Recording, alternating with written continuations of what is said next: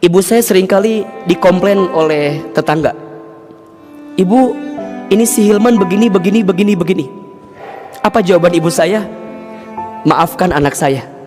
Insya Allah nanti anak saya bakal jadi ustadz. Ustadz, apakah doa itu penting? Sangat penting. Ad-du'a'u silahul mu'min. Doa itu senjatanya orang beriman. Karena doa semuanya bisa berubah. Sedikit cerita ya. Ahilman dengan izin Allah, sekarang Allah berikan banyak kebaikan dalam kehidupan kami. Kalau ditanya apa di antara faktornya, kalau boleh saya jawab, salah satunya karena doa orang tua kami.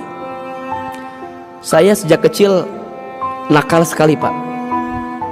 Sejak kecil tuh saya bandel banget. Kalau kata orang Sunda mah cengos katanya begitu, nggak bisa diem. Ibu saya seringkali dikomplain oleh tetangga. Ibu, ini si Hilman begini. Apa jawaban ibu saya? Maafkan anak saya. Insya Allah nanti anak saya bakal jadi ustadz. Itu ucapan ibu saya. Terus saya bilang ke ibu saya, Mama, ustadz dari mana? Masa ustadz begini? Dan saya dulu nggak nyangka, karena ibu saya izin. Ibu saya tukang jualan di pasar tradisional. Ayah saya bantuin ibu saya di pasar, kuli. Kami nggak pernah nyangka kalau kemudian ucapan ibu saya sangat kuat sekali, ingin anak jadi ustadz.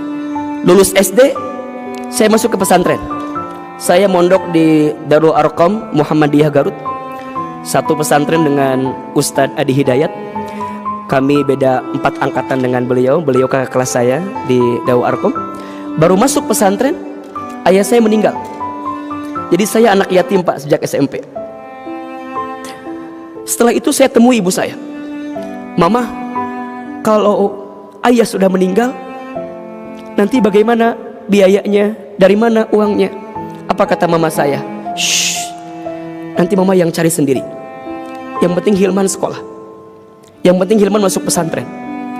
Dan saya baru mengerti Pak, seorang ibu yang single parent itu luar biasa energinya.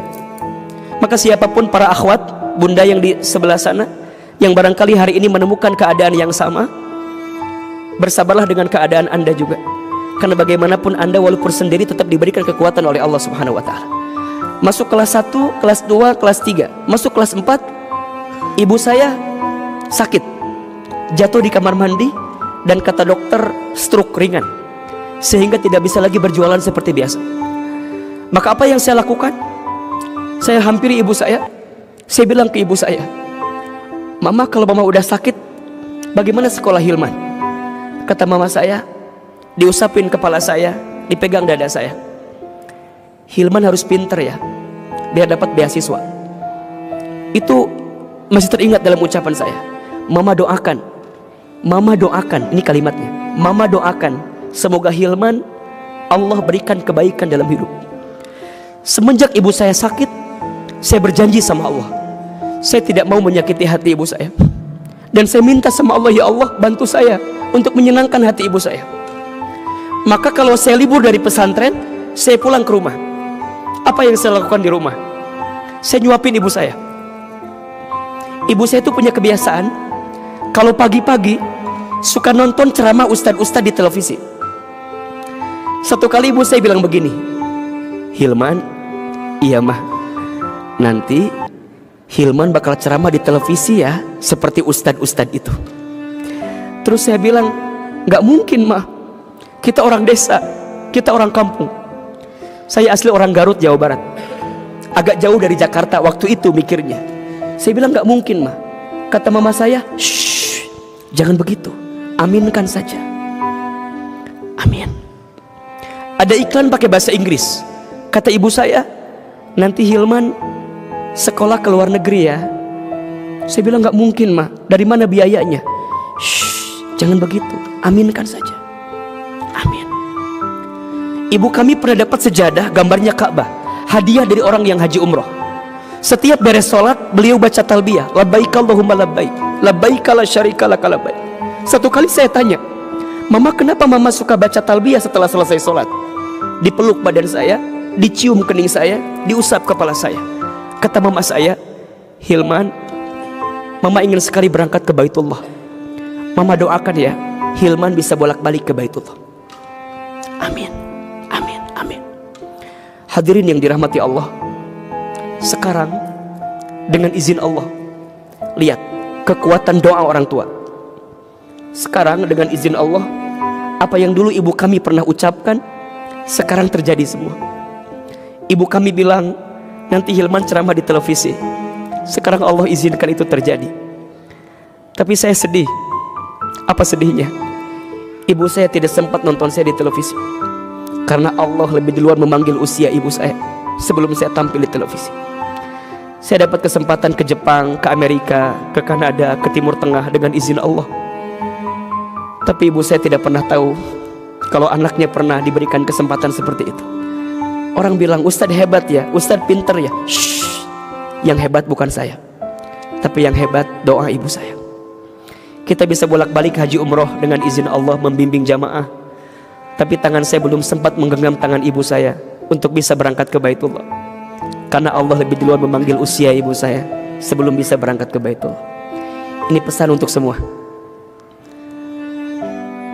Gimana pun keadaan anak kita, doakan. Kita tidak pernah tahu, boleh jadi anak kita yang paling muji kita hari ini, boleh jadi nanti akan menjadi anak yang paling sayang sama kita. Boleh jadi anak yang paling muji kita saat ini, satu saat nanti justru dialah anak yang paling berkorban untuk kita.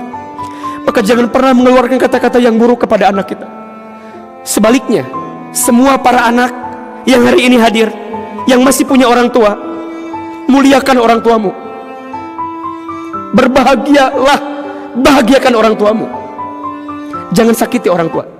Satu kali kita menyakiti hati orang tua, maka jangan kaget kalau banyak kekecewaan yang akan datang dalam kehidupan kita. Muliakan orang tuamu, maka Allah muliakan hidupmu.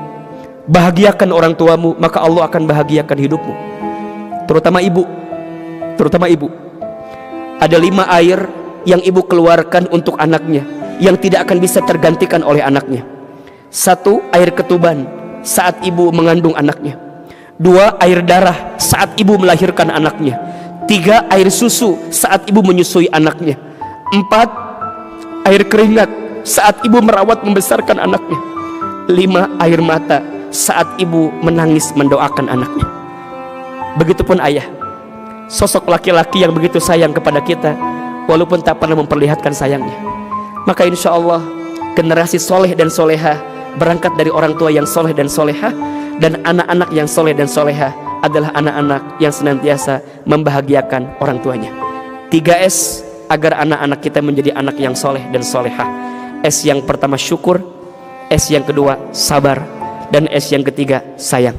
Sayangi dengan sayangnya Allah kepada kita, insya Allah kita akan menghadirkan kebaikan untuk anak-anak kita.